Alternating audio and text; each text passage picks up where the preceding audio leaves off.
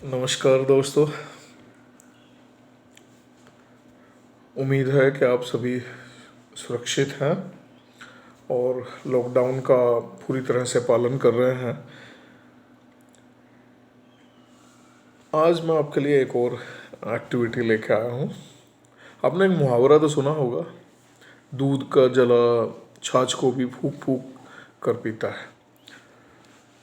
यानी कि अगर कुछ गर्म चीज़ आपको दी जाए, जैसे गर्म दूध, चाय या कोई पेय पदार्थ जो थोड़ा गर्म हो, और यदि आप उसको पीना चाहते हैं तो आप अक्सर उस पर फूंक मार के उसको ठंडा करते हैं।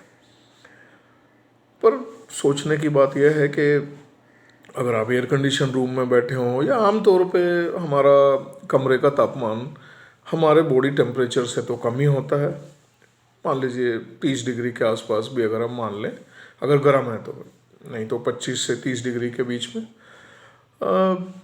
हमारा बॉडी तापमान जो है, शरीर का तापमान अक्सर 37 डिग्री के आसपास होता है।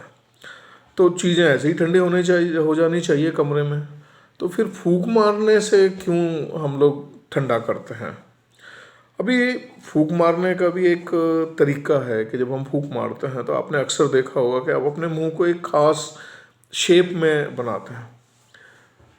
जैसे कि मुंह को यानी ओ शेप में बना के और थोड़ा सा संकरा करके फिर फूंक मारते हैं आपने। अब अगर फूंक ठंडी होती तो फिर हम पूरा मुंह खोल के फूंक नहीं मारते, क्योंकि अगर ठंडी है तो ज़्यादा हवा निकलनी चाहिए, ज़्यादा हवा होगी तो जल्दी ठंडा होगा। तो क्या कभी, परंतु आपने देखा होगा, कभी भी आपने किसी को पूरा मुंह खोल के फूंक मारते हुए इस तरह ऐसा, ये तो हाँफना जैसा हो जाएगा। फूंक मारने के लिए आप अपने मुंह को एक खास शेप में, तो क्या वाकई में फूंक ठंडी होती है?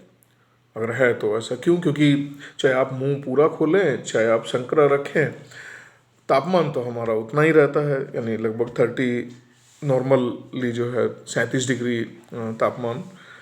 तो फिर ऐसा क्या है कि फूंक मारने से ये ठंडा होता है? बस यही आपको पता लगाना है।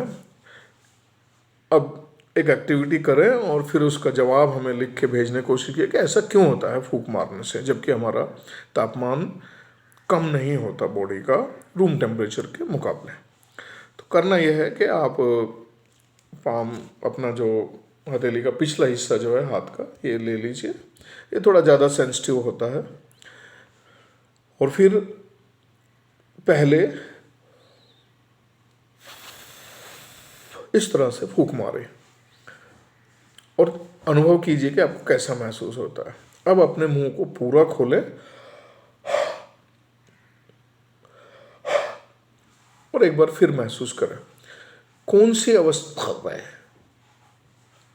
अवस्था में आपको ज़्यादा ठंडा लगता है और कौन सी अवस्था में गर्म लगता है।